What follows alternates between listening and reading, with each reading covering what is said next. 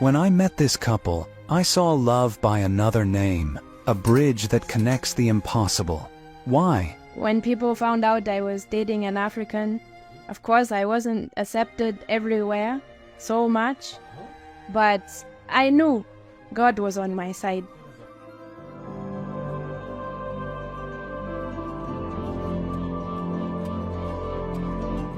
I was not a good person.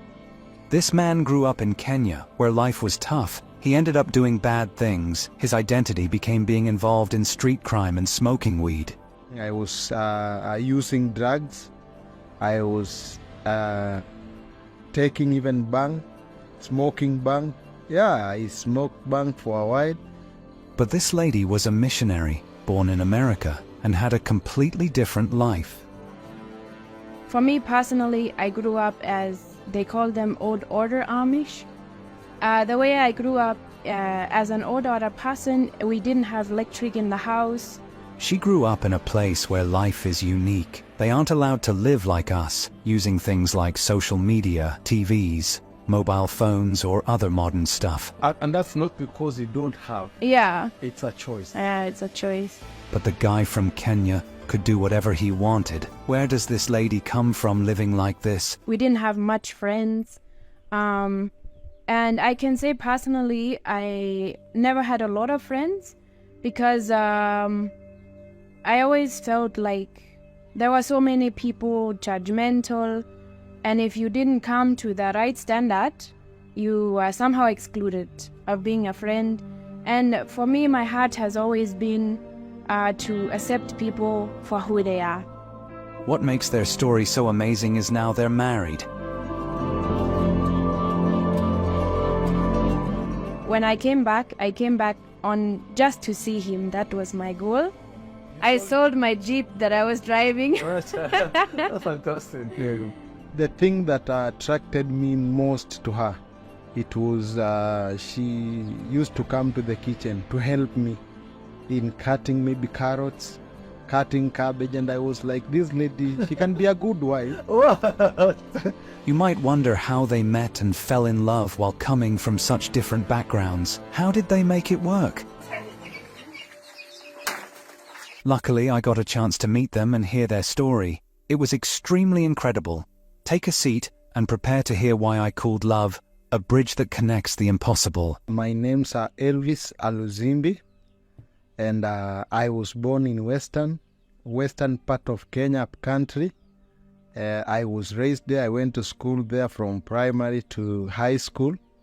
After that, I came to Nairobi, stayed in Nairobi for 3 years. 3 years, and then I came to Thika, where I stay right now.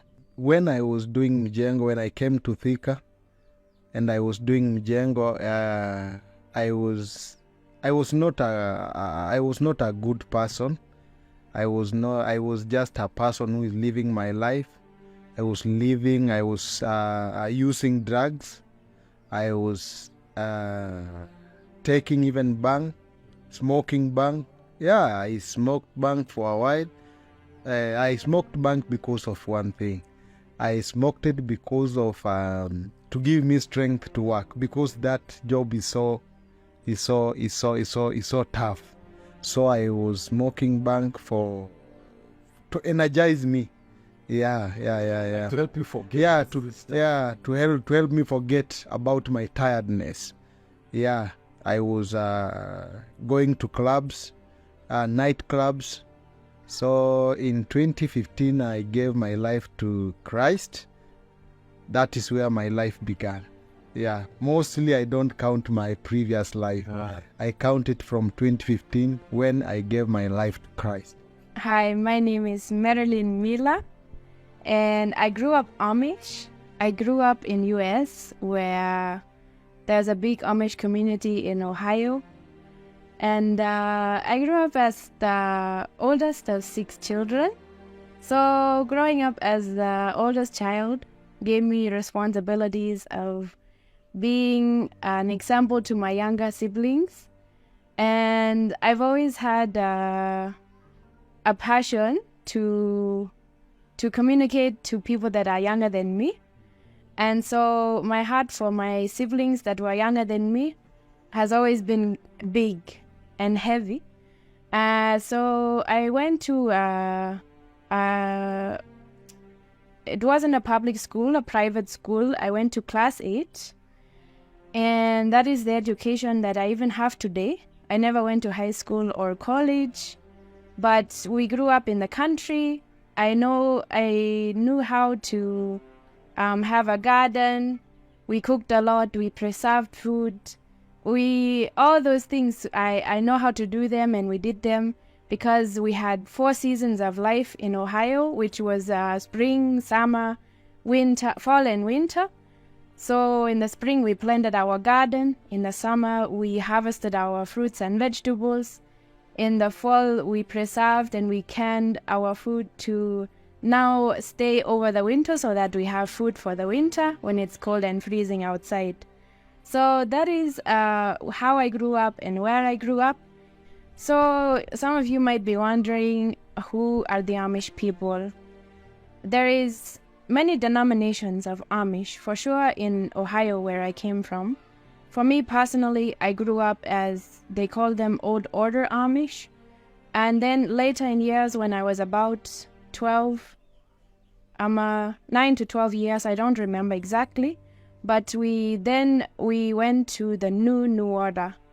The way I grew up as an Old Order person, we didn't have electric in the house. We didn't have any washers and dryers. We had a wringer washer, like a Maytag washer, where we had to start a generator and to wash our clothes that way. Our lights were kerosene. Yeah, that's basically what I can say, I think. And that's not because you don't have. Yeah. It's a choice. Yeah, it's a choice. And that in this generation, we still have such a people. Mm-hmm. Yeah. And we also grew up not having cars. For me, I grew up riding a carriage and a horse. And bikes, we also had bikes. But cars, when I was growing up, I didn't know anything about them. Yeah. Other than, maybe we would get an Uber driver or something like that. So now it's changed to like the New Order. My mom and dad were trying to understand us children more and to help us to get a better life. Because I think they also realized that we were not happy where we were at. We didn't have much friends. And I can say personally, I never had a lot of friends because I always felt like there were so many people judgmental. And if you didn't come to the right standard, you were somehow excluded of being a friend. And for me, my heart has always been to accept people for who they are. And so I can say that for me, when we made the switch of going to New Order, it now gave me more the opportunity of even more confidently knowing that I want to move on. Yeah. New Order now, you'll be allowed now to have like electricity. Yeah. We had electricity, not TVs. No TVs. But we had electricity. We would get around with now tractors on the road. But we would still have the horse and carriage. We had smartphones. At the beginning, we were not allowed smartphones. But as the time went on, we had smartphones. But then they still discouraged the internet. But the point of, being able to have YouTube or things like that, we would do it. We just, Find your way. Yeah, we would find our way, yeah. Okay. I gave my life to Christ. Now I went through the process of discipleship. I went through those process to grow deeper in Christ. For many up to now, I can say I'm still in growing. I'm still growing in Christ. In 2015, it was after I gave my life to Christ. Life was so difficult because I was no longer doing the construction. I stopped because I knew if I continue do this work, I'll go back to my normal life. So I decided I'm going to stop and believe in God for a better job. or a better opportunity. Yeah, so I continue with my life, struggling. Life was so hard. I was even pulling I am mkokoteni, I don't know how to call it. Yeah, it's called cut. I was pulling it, and life was so difficult. At one point, I regretted this is the kind of life I want, but I had friends who encouraged me throughout throughout my salvation. I went through all those pulling cut, even I going to kuchimba mitaro. I don't know. Digging them. Digging the foundations of houses. Now I went to work on digging the foundations, and life was so difficult. But one thing that kept me was my friends, just encouraging me. And in 2019, I met my wife. Yeah. In 2019, things were now getting better. Yeah, a bit better. I was getting some opportunities to go to cook somewhere. I was getting some opportunities to go and do some job somewhere. In 2019, I was working in a certain company in Nairobi. At least life was not tough. I was getting something from that company, and my life was getting better. And then 2019, when I met my wife, I didn't say anything, or we didn't even knew if I'll marry her. I just saw her, and How did you meet her? How did you meet her? Like, give us, what was that day that made you meet? We were, those days I was now working. I was working in a certain organization as a chef. I was not hired, but I was just going there to help. As a missioner, I was going to help there because I was also doing missionary with them. Yeah. I was going to high schools, going to primary schools to preach there, yeah. So you're a preacher? Yeah, God, by God's you grace. preachers here. By God's grace. As I was thinking of always traveling abroad or being a missionary, specifically, actually, I've always wanted to be a missionary. I started praying about it at a very young age. I was always, I grew up in a Christian home where we were taught about the Bible a lot. And so I always knew I wanted to be a missionary. I didn't know when or how or where I would go. So I just prayed and I talked to God. And I truly feel like He has brought us to where I'm at today. In 2019 was the first time I came to Kenya through two friends of mine who had come before to a mission that was here. And they knew that my heart's desire, so they came to me and they now asked me if I would consider going with them. But for me, I didn't have money. I was working, but part of my salary was still going to my father. And so I didn't know how I could manage, but I sincerely prayed about it. And we, as our friends now, the three of us, we worked together, we raised funds to go to that mission, and that's how it was possible. So 2019 was the first time I came here, and I can say I went back 2 weeks later crying. I cried. I loved it so much here because of the people. You as Kenyans have accepted anybody, not even Wazungus alone, but anybody. You just accept people for how they are. And I was longing for that. And I think that's why I found myself, like, I just blended in that way. But the hospitality, I think, was the greatest impact for me to come here. And then just doing like the mission alone, you know, I've always been a very serving person, and I love children. So we went to children, like we had weekends where we would go to big events where a lot of schools would come together, and we would have like a weekend occasion. We would feed them, we would, you know, share the word with them, play with them, and all those things. So it just really impacted my life. I was here 2 weeks and then I went back.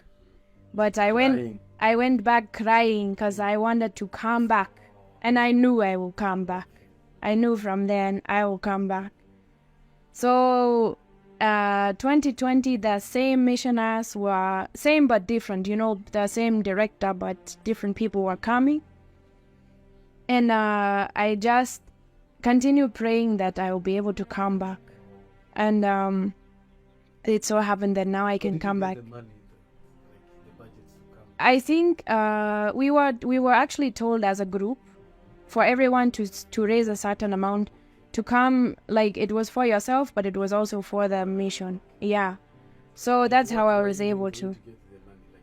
For me personally, we were raising money through going from house to house. That's something actually that we do in Ohio, in our community. If we raise money for, let's say, someone who is sick or whatever it may be, we were raising money through going from door to door, selling, they call them cinnamon rolls, which would be like a sweet roll or something.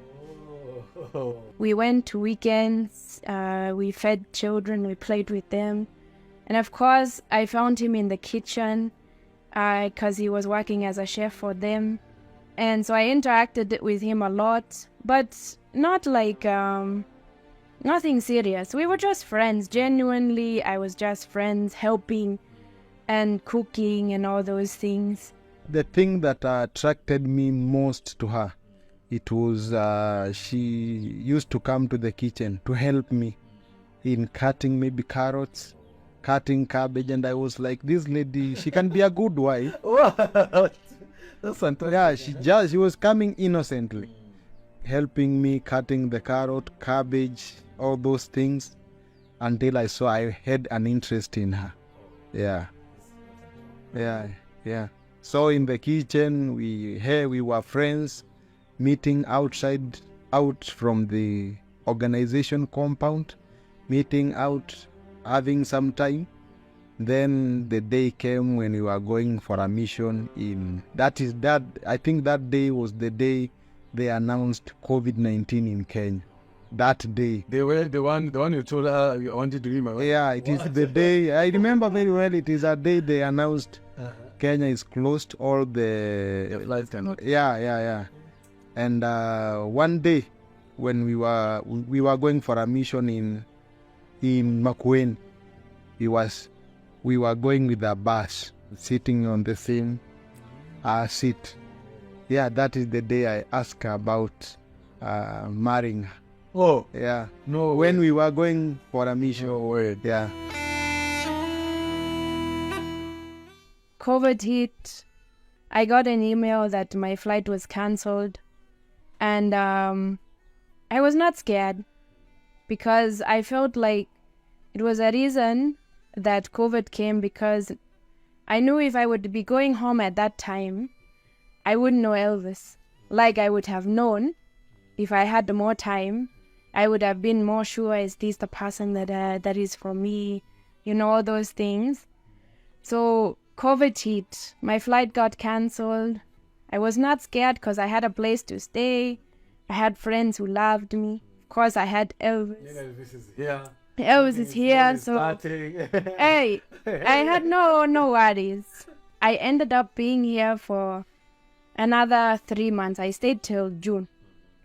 And Elvis and I, we got very serious in our relationship. We knew that we wanted to pursue this. We looked at all the challenges of, my side and his side and all of those things.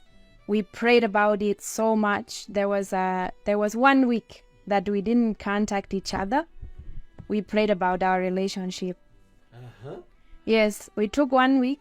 I prayed, he prayed, we had no contact. Because we truly wanted to know, is this what God has for us? Is this his desire for us? And so after we got back together, we shared what we were feeling, how God was leading us. And we felt like God was just leading us together. And we had no issues of not pursuing our relationship, and we felt like God was in the middle of it. So that's how we continued.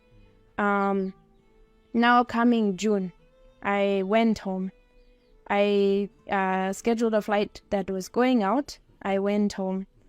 And when I came back home, it was a challenge now.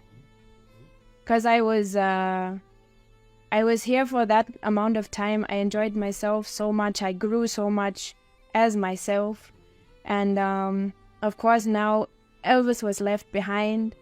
And my heart was hurting because I loved him so much. This was going to be tough because one was moving away from the other. It was time to tell their families, which wasn't easy because sometimes families don't take it well. For one family, it was good news, but for the other, it was tough due to certain family members and the community's opinions. However, despite the challenges, they believed that destiny meant they were meant to be together, and nothing could tear them apart. First of all, when I told my mom I have a girl that I want to marry, she was so interested to know who the girl is. When we went to see my mom and dad, they were happy. They accepted her. We went the first day, the second day, and then the third one, they prayed for us and blessed us to go and get married. My family at home knew about my relationship before I came home. I let them know that there is someone here that we are creating a friendship, and we are hoping that things can lead on. So I went back after that for now up to almost 1 year before I came back to Kenya. So we had a long distance relationship up to that point. Of course, I had challenges at home. And when people found out I was dating an African, of course, I wasn't accepted everywhere so much. But I knew God was on my side. If there was something that I was not to do, God was going to be in the way of it. Like, for example, when I was to come back and see him, I had no money. And so I was praying that, God, if this is not your will, I will not go. There was going to be some way I will not be able to go. But again, he showed me a way. And I knew that he is faithful. And I knew that if it was not for me... Won't ask any help now because... Yeah, because of challenges here and there, I couldn't ask for anyone's help. So I made my way through God helping me. For us, for our long distance relationship, one thing that we agreed together was never to let communication lack, because communication is key in relationship. So we would always make sure that we do a video call once a day. I did it so openly. Although some did not agree with what I was going through, I never hid my relationship. Never hid my relationship. Yes. When I made calls, I called no matter who was there. I made calls, I talked with him. And that's something I never wanted someone to feel like I'm hiding something. Yeah. A few of them planned to come. We had our wedding planned for December of 2021. Yeah. So I went back, I did some work here and there. And now in October of 2021, I came back now to stay. I sold my Jeep that I was driving. That's fantastic. Yeah. You sold your Jeep. Only your Jeep? I sold some few other things, but that was a major. Yeah. So I came back in October now to get married in December. And we had a tough time during that time. We were having some issues with the Sharia house, with our government offices here in Kenya, as far as like our marriage certificate and some other legal documents. We were having issues to get them on time now. After facing many challenges, they finally reached their goal. Elvis met his brothers-in-law, daughters-in-law, and the family in general. Their journey culminated in a wedding ceremony that united them as husband and wife. Today, they're a happy family. I was happy to visit them because of how they welcomed me. I saw love among them, and they lead a fulfilling life. They have everything they need at home, and they're engaged in activities that benefit both themselves and society, contributing to the expansion of their family and community. We had our wedding planned for December the 15th, 18th. It was December the 18th, and we didn't get married till December the 23rd because of those things. So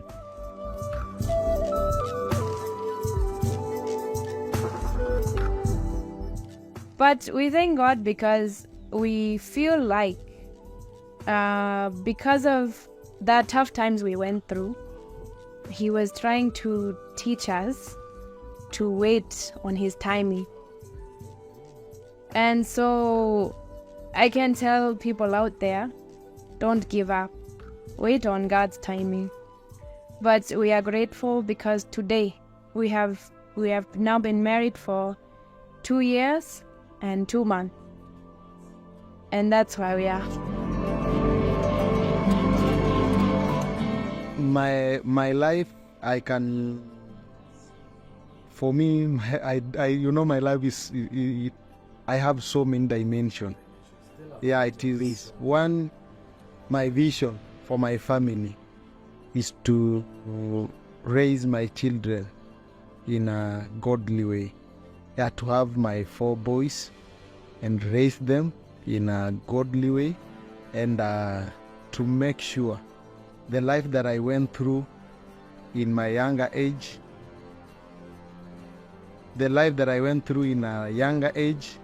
my children not to go the same. you said 4 boys. That's about Yeah, that is my vision. okay. So I don't know. Okay, it's okay. It's okay. Yeah. What about I love boys. That's when I talk boys, I love boys so much. Yeah, but if God gives me a girl, I'll appreciate a lot. But my desire, what will you do with your girl now? When you I'll appreciate a lot, and I'll raise them, in the same way. I normally see you with the children, so many on my social media. What are you doing with them? Now comes to my vision in our organization. That is an organization that we usually go to children's home to feed them. But before I go to my vision to the other side, another thing is to impact community as Aluzimbi and Maryland. Apart from organization, we want to see that the community that we are living in, it is changed community. Yeah. It is a changed community in terms of maybe jobs opportunity around, or maybe opportunities for businesses. Yeah. That is a vision that for me I have for my family. Yeah. We want to see a life changed in the community. Yeah, that one, the thing that is pushing me in that direction, it is my life. That's why I'm doing Cuckoos and Chicken and also YouTube. We sat down with my wife and we said, not if, I don't want to use the word if, when our YouTube grows, when our business grows, there is a certain percentage that will go to the community to create job opportunities. to create job opportunities. Yeah. So about the vision for our family, of course I stand behind my husband. I want to support him because I know he has great desires, and his desire is my desire as well. He has mentioned he wants 4 boys. For me, I would love to be a boy mom. If God blesses us with 4 boys, that was going to be well and good. But there's that one little thing in me that at least I want 1 girl. But whatever God brings for us, we will be happy and we will teach them. Yes. Our organization is Empower Kijana program, whereby me and my wife, we are leaders, and we have other leaders. We have our chairman, we have other directors, and Empower Kijana program. Our vision is to feed, educate, and also to empower community. Yeah. That's our main focus, is to see the children are fed, they are educated, and they are also empowered in the community. And Empower Kijana has been there for the last 3 years. The last 3 years we've been in existence. It started before even we get married. Yeah. It started, maybe people can do their mathematics and say you've been married for 2 years. Yeah. But it has been there before we get married. And that is our vision.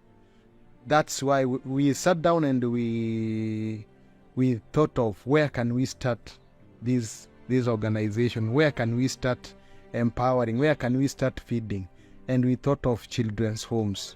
Yeah, and then we saw like we can go to children's homes, go there, feed them, select or look around the children that are not in school, see if we can get funds, take them to school.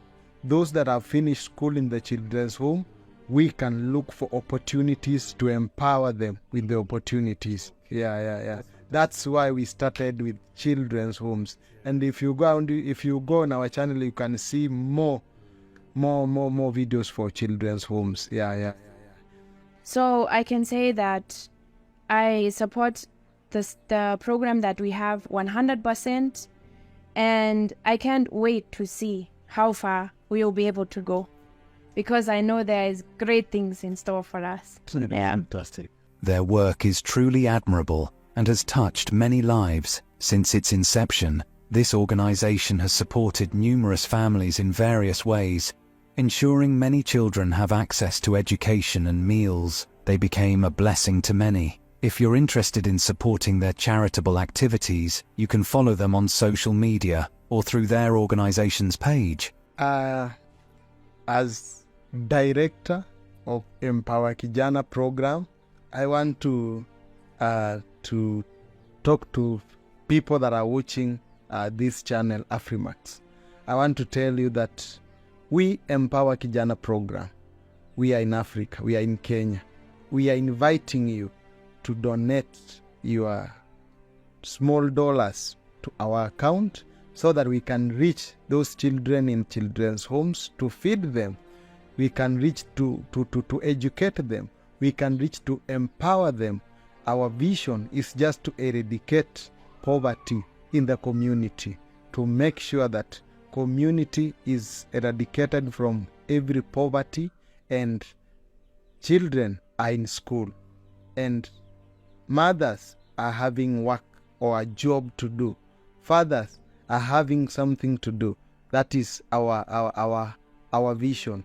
That is our main focus as Empower Kijana. We want to see that community is changed. We want to see things happening, and I want to promise you that your money, when you donate, we will make sure it has gone to the right way, or it has been used to the right way. We as Empower Kijana.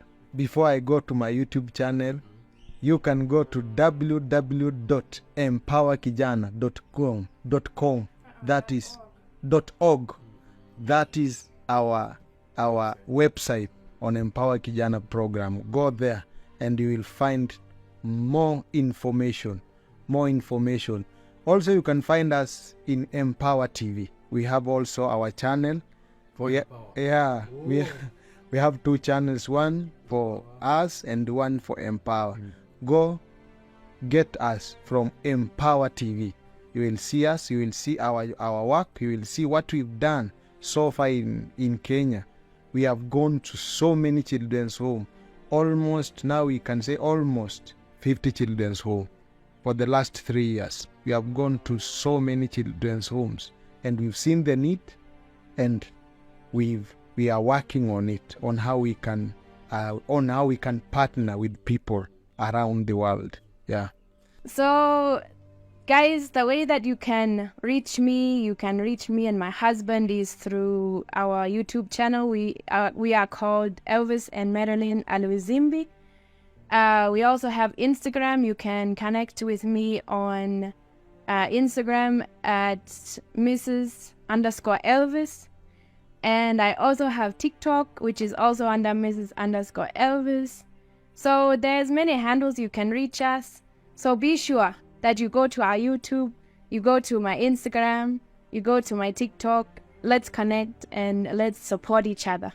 As we close their story, they both have an important message. Right now, I want to tell mom and dad from US that Elvis loves you so much. Doesn't matter what happened in my life, what happened in your life, but I'm here. I love you so much, and I'm looking forward to meet you there, or you can come here. We meet, we talk, and we build our relationship. But deep inside my heart, I love you so much, so much. I want to right now to tell my wife that I love her so much. I love you, sweetheart, so much. You've been my support system, and I appreciate you for the time that you've been with me, 2 years. It is not a joke. I love you so much. Love you so much. Anything that you want from me, I'll definitely give you. And I will always be there for you, care for you, and protect you as my wife. So to my husband, to my love, I love you so, so much. And I want you to know that whatever your heart desires, my heart desires, if it's according to God's plan, because we know God is the head of us. I just want you to know that I want to support you in whatever you do, to help you to be able to push on, to be there as your supporter when you want to give up. And I just want to see you going far. I want to see you being a billionaire. I want to see you prospering, because if you are not prospering, I'm hurting as well. So I want to see you out there pursuing whatever your heart desires, and to see you happy, and to see you that you are good and you are well. I love you so much, and know that I'm always here for you. This is what love does. Their story proves that love is a powerful weapon that overcomes obstacles and achieves the impossible. The best part, we all have this weapon, so let's use it.